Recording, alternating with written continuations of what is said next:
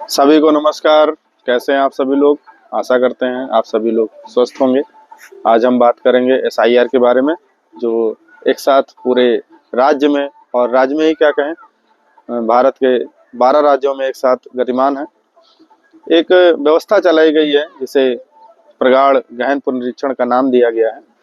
उसी पर चर्चा करेंगे। आप सभी के यहाँ पे बीएलओ के माध्यम से एक फॉर्म पहुंचाया जा रहा है। हो सकता है आपको मिल भी गया हो सकता नहीं पहुंचा है, तो आप अपने बीएलओ के साथ संपर्क स्थापित करके अपना फॉर्म प्राप्त कर सकते हैं। ये जो फॉर्म है वो 2025 की मतदाता सूची को शुद्ध करने के लिए ये प्रक्रिया अपनाई जा रही है, जिसमें ऐसे मतदाताओं की पहचान हो रही है जो वास्तविक रूप में आपके क्षेत्र में निवास करते हैं। बहुत सारे मतदाता हैं जो दूसरे स्थान पर चले गए। इसी पर बात करते हैं। आज जो आपके फॉर्म आपके पास पहुंचा है उसमें 3 कॉलम बनाए गए हैं। पहला कॉलम है जिसमें आपको अपनी जानकारियां भरनी है। आपका नाम हो गया, नाम पहले से लिखा हुआ है फिलहाल। उसमें जन्म तिथि भरी जानी है। जन्म तिथि के बाद आधार का कॉलम है, जो कि आप वैकल्पिक है, आप चाहें तो उसको भर सकते हैं, खाली भी छोड़ सकते हैं। आपका मोबाइल नंबर उसमें दर्ज किया जाएगा। मोबाइल नंबर के बाद आपके पिताजी का नाम है, पिताजी का नाम भरेंगे, उनकी एपिक नंबर भरेंगे। माता का नाम, उनका एपिक नंबर। फिर अगला कॉलम है आपके पति या पत्नी का नाम, जो कि जो विवाहित साथी हैं केवल उन्हीं को भरना है। अगर विवाहित नहीं है तो आप उसको खाली छोड़ देंगे।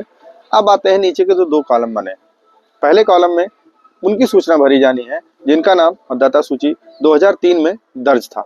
यानी कि जो पिछला एसआईआर हुआ था उस मतदाता सूची में अगर आपका नाम दर्ज है तो आप वो कॉलम भरेंगे, जिसमें निर्वाचक का नाम भरा जाएगा। निर्वाचक के नाम के बाद उसकी एपिक संख्या भरी जाएगी।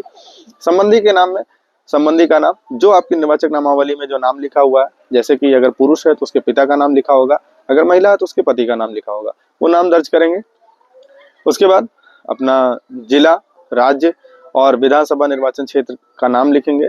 और नीचे 3 कॉलम बने हुए हैं। उनमें पहले में विधानसभा निर्वाचन क्षेत्र की संख्या लिखनी है, जो कि आपको वोटर लिस्ट 2003 से मिल जाएगी। ध्यान रखिएगा कि वर्तमान में जो आपकी विधानसभा निर्वाचन क्षेत्र संख्या है, हो सकता है 2003 की सूची में आपकी विधानसभा निर्वाचन क्षेत्र की संख्या बदल गई है, तो इसको विशेष रूप से ध्यान रखिएगा। वर्तमान की संख्या उसमें मत भरिएगा।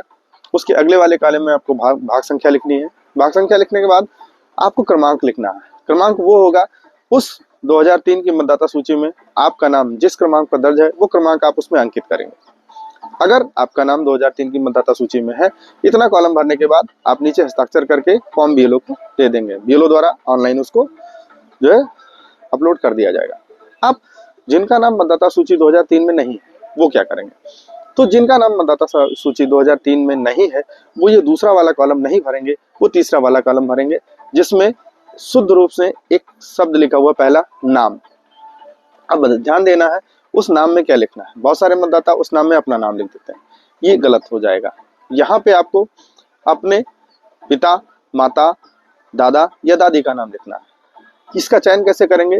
आप 2003 की अपने क्षेत्र की मतदाता सूची उठाएंगे, उसमें जिसका नाम दर्ज हो, अगर पिताजी का नाम दर्ज है तो आप खुशी खुशी पिता का नाम लिख दीजिए। मान लीजिए किसी प्रकार पिताजी का नाम नहीं है तो माताजी, दादाजी, दादी जी, जिनका भी नाम उस सूची में दर्ज है उनका नाम लिखिए। उनका नाम लिखने के बाद उनकी एपिक संख्या आप डालेंगे। एपिक संख्या के बाद संबंधी का कॉलम आता है। ये थोड़ा सा लोगों को सोचनीय स्थिति में पहुंचाता है कि उसमें किसका नाम लिखना है। ये बहुत ही आसान है। जब आप उस मतदाता सूची को खोलेंगे, जिस जगह पे उस आपके संबंधी यानी पिता का नाम लिखा हुआ, तो उनके संबंधी का नाम उस मतदाता सूची में क्या दर्ज है।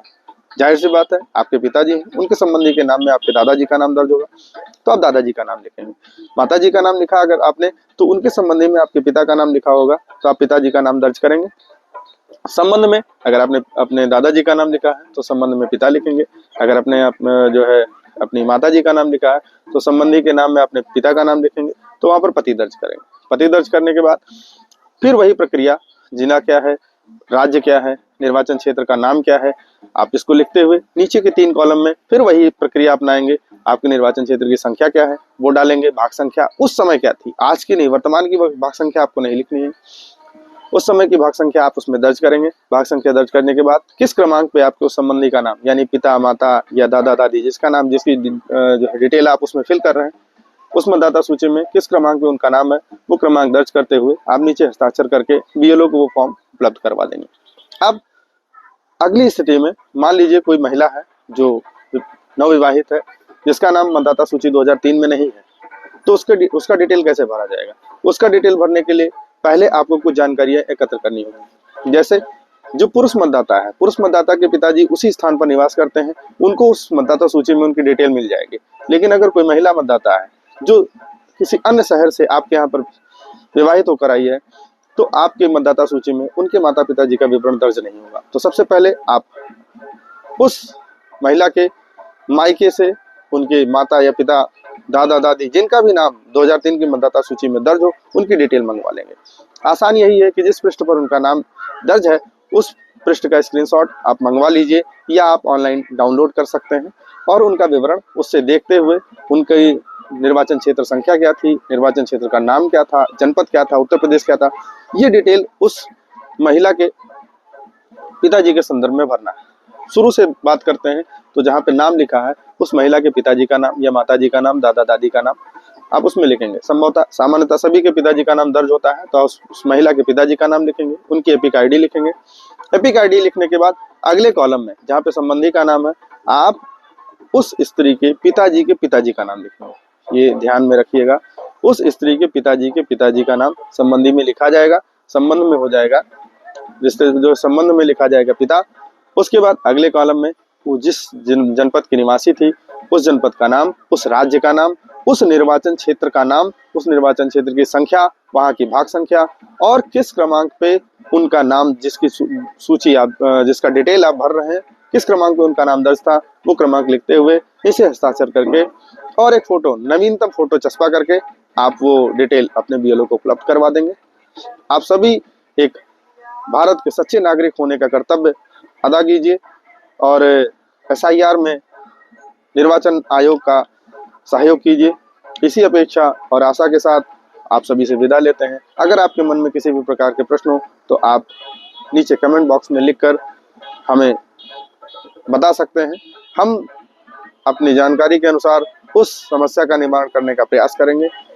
बाकी के लिए जय हिंद, जय भारत, जय हिंद।